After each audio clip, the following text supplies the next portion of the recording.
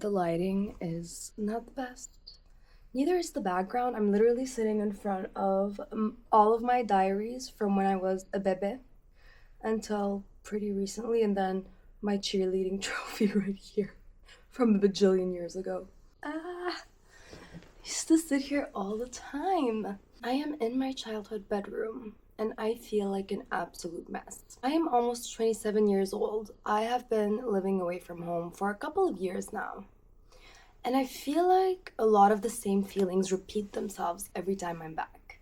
Now, time after time, it starts to morph and get different, but it's almost very much the same.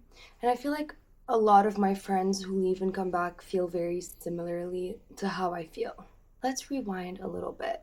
I don't even know why I'm filming this. I feel like I have a lot I needed to plan out in my brain, and I really wanted to vent. And I feel like this has been my outlet of some sort. I feel anxious when I'm here, but I also feel a lot more secure and safe and cared for. But also, I feel like there's a lot of toxicity here, not in my house, but in the country, and a lot of noise. But also, I feel like there's a lot of life. I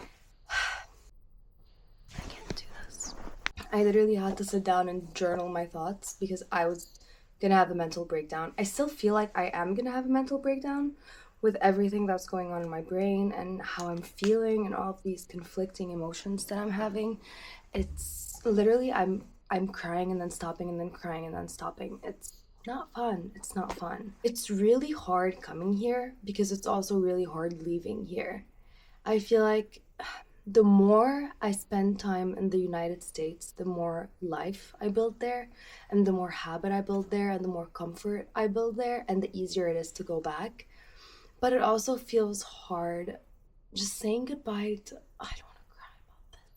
I feel so anxious when I'm in Lebanon, but I also feel so safe and so taken care of.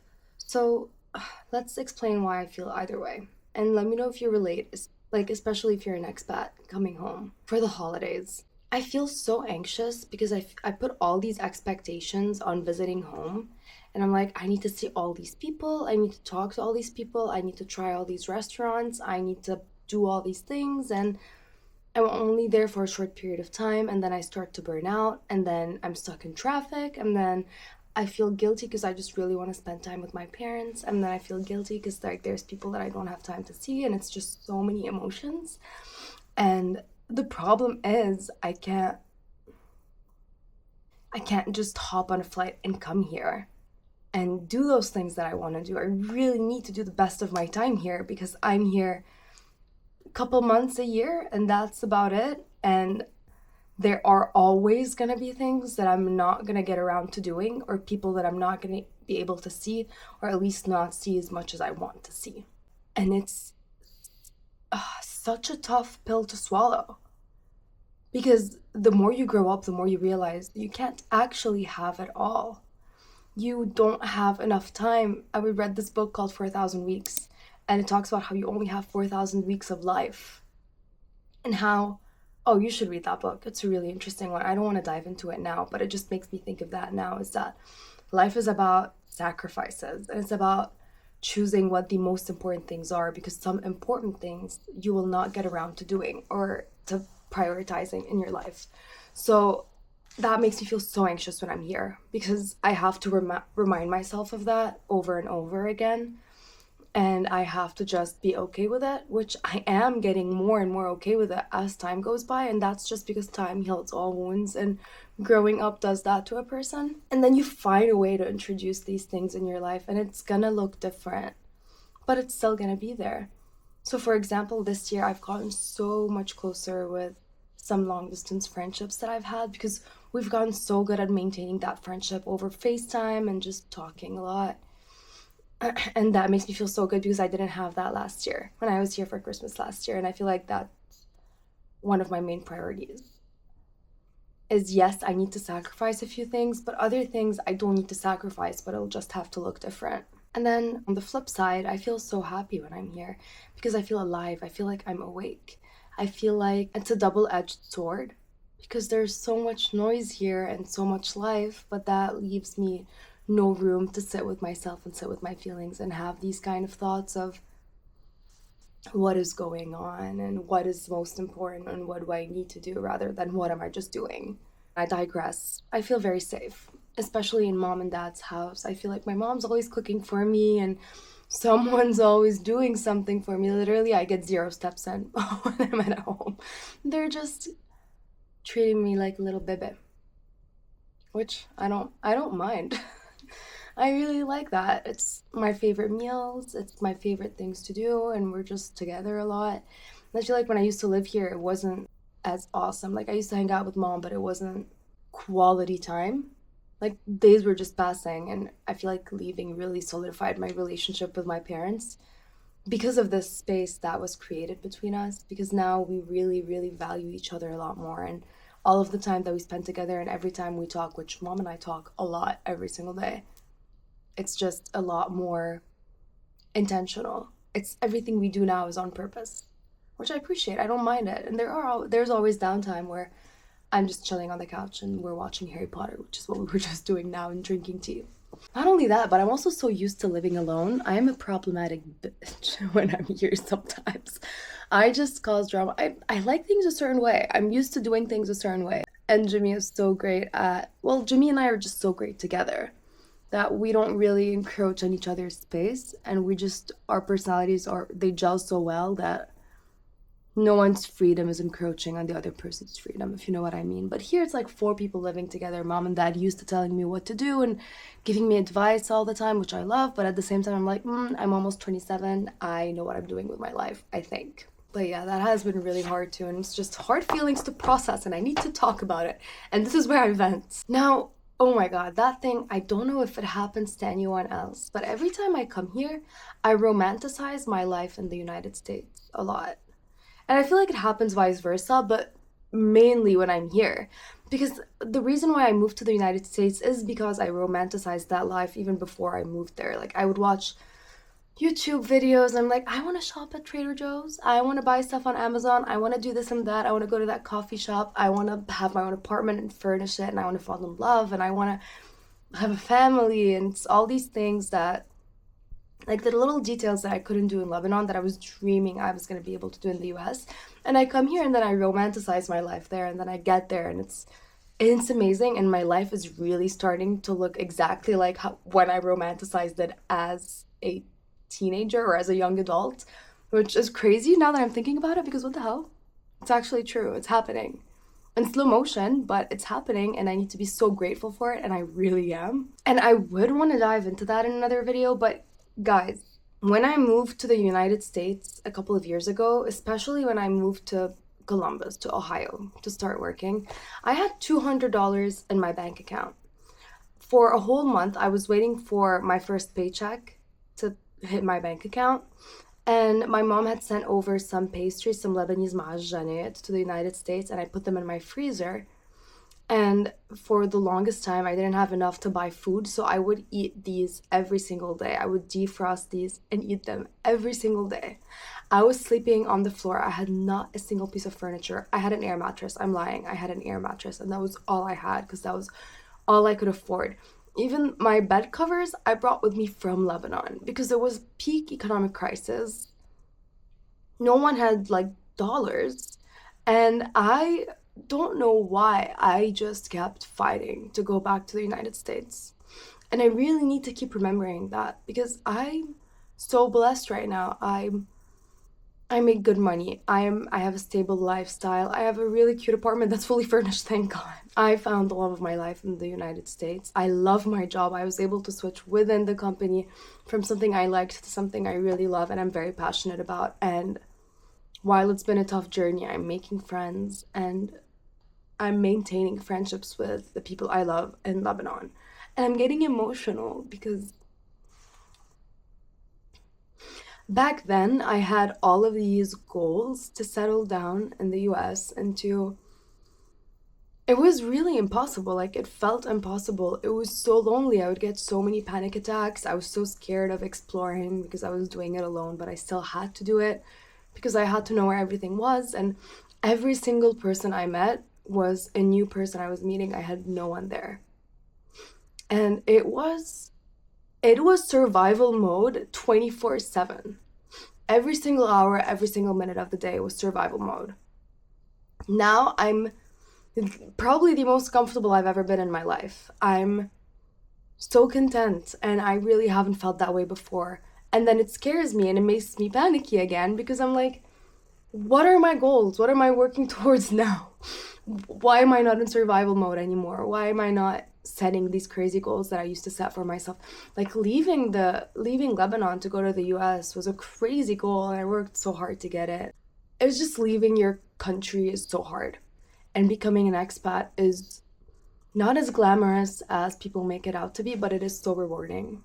And now that I'm sitting here and thinking about 2025 and all of my plans for 2025, and I feel like everyone has their shit figured out, like what at least what they want and what they're working towards, like graduation and finding a house, or I don't even know what goals are anymore. But I'm just sitting here and I'm like, I don't know. I don't know anymore. I'm at that place in life where do I go from here? Like, I'm comfortable. I'm good. How do I get that hunger again if it's not forced upon me? Because especially as Lebanese people, all we're taught to do is survive. And all we're taught to do is get from one day to the next. And no one plans 5 years ahead, because you don't even know where you're going to be 5 years ahead. The past year, the war was absolutely gut-wrenching. I don't know how it was for the people here, but for expats, it was gut-wrenching. Because even though I wasn't here, my whole life was here. My whole family is here. Everyone I love, most of the people I love are here. So I don't know how to plan ahead anymore, but I'm also not surviving anymore. And I feel not empty, but I feel very meh a lot of the time. This video is all over the place. I just feel like I need to say all of this out loud, and I need to get validation from everyone watching. You should be like, yes, Queen, we know what you mean. We feel that way too. And then I put so much stress and pressure on knowing where I'm gonna be and on planning. And then I'm like, well, New Year's in a week. The New Year starts in less than a week. And what are you gonna do? What are you gonna do about it? You have no plans. What are your plans? Like, I'm the healthiest I've ever been. My skin looks the best it's ever looked. Knock on wood. I'm so in love. Again, like, I don't want to keep saying these things, but I am so stable in my life. I achieved so many goals last year, and I'm like, okay, I'll maintain them, but also, where do I go? وهلأ لوين? I guess one main goal for me is, well, the past year it was coming back to YouTube. This year, I guess it's growing my YouTube. And I feel like my YouTube channel has been around for years now. It's been stagnant the past years because I stopped posting. But I feel like my audience that was with me back then is the audience that is with me now. I don't know that there's a lot of, well, I hope there's a lot of new people, but I don't, as far as active people who are commenting regularly, I feel like it's the people that grew up with me. And I feel like I talk a lot about the old days of YouTube, and that is something I want to do less, because I'm trying to find my brand on here and trying to just figure out what my niche is and what I want to post and what resonates with my audience and where my new audience is and who they are. But I feel like that is at least one thing I'm excited about for the next year, and one thing that I'm going to be working on. I hope, knock on wood again. Whatever. I'm so lost and I'm so confused, and I'm going to be using the whole month of January to plan my year, because I feel like that's what January is for. It's literally useless otherwise. I feel like that's what a lot of my content is going to be in January. It's just planning the year. Because people who tell you need to start on the 1st with a plan are... no. Get out of here. Not true. If you're able to start on the 1st, then you spent all of December planning the next year. And then December is all about the holidays and hanging out with your parents and just being present. And, well, you're great for you. You did an amazing job. I couldn't. I tried. I could barely even vlog here. I did want to end the last note talking a little bit about 2024. Because 2024, with all its faults, was still an amazing year. Jimmy and I moved in together. We traveled to Punta Cana with our friends. We went to Charleston. We went to New York. We took so many trips together. I got closer with his family. He came to Lebanon with me. He met my whole family. They loved him. And I was able to come to Lebanon twice. I lost 13 pounds that I've been wanting, like I've been wanting to try to figure out how my body works for freaking years. And I feel like now I have a better grasp or understanding of what feels good to me. And I started investing a lot more in my health with like a dermatologist and vitamins and all that stuff. And I'm better at my job than I've ever been before. And I feel like I'm doing really well. And I, I mean, it's been a great year. But then on the flip side, everything that's happened in the Middle East literally put me in a tiny little box this year and made me feel like a useless piece of human being.